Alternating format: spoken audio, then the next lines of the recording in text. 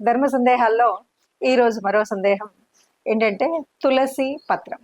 తులసి మనం సహజంగా తీర్థం స్వీకరించేటప్పుడు అందులో తప్పనిసరిగా తులసి పత్రాలను వేయడం, తులసి దళాలను వేసి అది తీర్థం స్వీకరించడం అనేది మనం చేస్తుంటాం. తులసి తీర్థం ఎప్పుడు ఇస్తారు అంటే ఏ పూజ అయినా సరే, ఏ దేవాలయానికి వెళ్ళినా, ఎప్పుడు ఇంట్లో అయినా సరే తులసి తీర్థం అనేటువంటిది మనకు సనాతన ధర్మంలో తీర్థం స్వీకరించడం అనేటువంటిది ప్రత్యేకమైన విధి విధానం. మనం దైవ దర్శనం తర్వాత కానీ, మన ఇంట్లో పూజ తర్వాత కానీ తీర్థ ప్రసాదాలనే అంటాం. అంటే ముందుగా తీర్థం స్వీకరించాలి. మరి ఆ తీర్థంలో తులసి పత్రం వేయడం వల్ల విశేషం ఏంటి? ఎందుకు తులసి పత్రానికి అంత విశిష్టత అంటే, తులసిని మనము లక్ష్మీదేవికి మారు రూపంగా చూస్తాం. లక్ష్మీదేవి ఎక్కడుంటే అక్కడ విష్ణుమూర్తి ఉంటాడు. అంటే లక్ష్మీ సహిత విష్ణుమూర్తికి రూపమైనటువంటి ఈ తులసి మొక్కని మన తీర్థంలో వేస్తే ఆ భగవంతుడి యొక్క, ఆ విష్ణుమూర్తి యొక్క ఆశీర్వచనం మనకు లభిస్తుంది. అందువల్ల అంటే మనకి ఆరోగ్యం చేకూరుతుంది. అట్లాగే మనం కోరుకునేటువంటి కోరికలు నెరవేరుతాయి. ఆ లక్ష్మి సిద్ధిస్తుంది. అందువల్ల తీర్థ స్వీకరణలో ఒక మంచి పాజిటివ్ థింగ్ ఉండడం కోసం ఈ తీర్థంలో తులసి దళం వేస్తారు.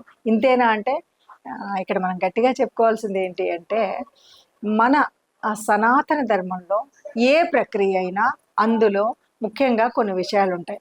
ఒకవైపు ఆధ్యాత్మికతతో పాటు ఇంకొక వైపు ఆరోగ్యతత్వం, శాస్త్రీయత ఇవన్నీ ఉంటాయి.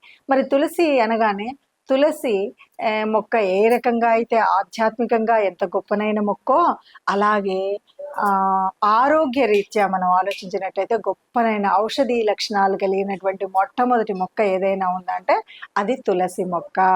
అనేక రకాలైనటువంటి అంటే చిన్న పిల్లలతో సహా, పసిపిల్లలతో సహా దగ్గు, జలుబు ఇలాంటివి ఏవైనా ఉన్నట్టయితే తులసి 2 చుక్కలు పిండి వేస్తే సరిపోతుంది. అంటే ఒక రకమైనటువంటి అనారోగ్యాన్ని తీర్చగలిగినటువంటి శక్తి ఉన్నటువంటిది తులసి. అంతేకాదు మన రక్తశుద్ధికి ముఖ్యమైనటువంటిది తులసి యొక్క తీర్థం. ఇంకా చెప్పాలి అంటే అసలు తులసి మొక్క నుండి వచ్చేటువంటి వాయువు గొప్పనైనటువంటి ప్రాణవాయువును అందించే శక్తి ఉన్నటువంటి మొక్కల్లో మొట్టమొదటి స్థానంలో ఉండేటువంటి తులసి మొక్క.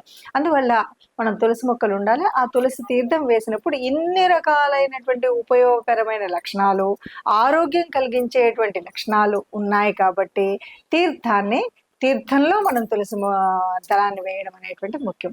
అన్నింటికీ మించి మరి ఆ పరమాత్మ విష్ణుమూర్తికి తులసి దళం అంటే అత్యంత ప్రియము అని చెప్తారు. మరి ఆ విష్ణుమూర్తి యొక్క ప్రియత్వాన్ని పొందినటువంటి ఆ తులసి దళాన్ని తీర్థంలో వేసుకుని తీర్థంగా మనం స్వీకరించినట్లయితే ఇటువైపు ఆరోగ్యం కలుగుతుంది, మరొక వైపు ఆధ్యాత్మికమైనటువంటి ఆ చింతన పెరుగుతుంది, మరొక వైపు ఆ భగవంతుడి యొక్క కృపా కటాక్షాలు మన మీద ఉంటాయి. అందువల్ల తీర్థము మనం తయారు చేసుకుని అంటే ఇంట్లో తయారు చేసుకున్న, దేవాలయంలో వాళ్ళు ఇచ్చేటువంటిదైనా చక్కగా మనకు తెలుసు, రాగి పాత్రలో చక్కటి స్వచ్ఛమైనటువంటి నీళ్ళల్లో 2 తులసి దళాలు వేస్తే చాలు, అదే తీర్థం, అదే పరమార్థం. ఎంతో మంది పూర్తిగా అనారోగ్యంగా ఉన్నటువంటి వాళ్ళకు కూడా తులసి తీర్థం బాగా పనిచేస్తుంది. అంతెందుకు, తులసి తీర్థం అనగానే మనకి ఇంకొక విషయం గుర్తొస్తుంది. చివరి దశలో అంటే చావుకు దగ్గరగా ఉండి ఇంకా కొన ఊపిరితో ఉన్న వాళ్ళకి తులసి దళం తెచ్చి మరి ఆ నీళ్లు పోస్తుంటారు. ఎందుకు పోస్తారు?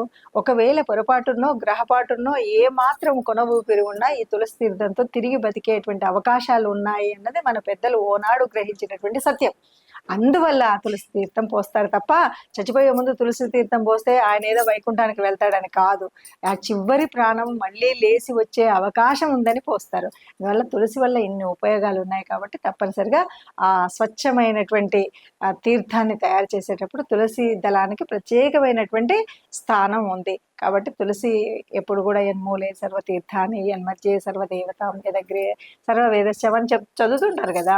మనం ఎందుకు అంటే అన్ని వేదాలు అందులోనే ఉన్నాయి, అన్ని తీర్థాలు అన్నీ ఉన్నాయి, అందరు దేవతలు ఆ తులసి మొక్కలో ఉన్నారు కాబట్టి ఆ దళం పవిత్రమైంది. మనము అతి పవిత్రమైనటువంటి తీర్థంలో వేసుకొని ఆ తీర్థాన్ని స్వీకరించడం అంతకంటే సార్థకత ఇంకొకటి ఉండదు. నమస్తే.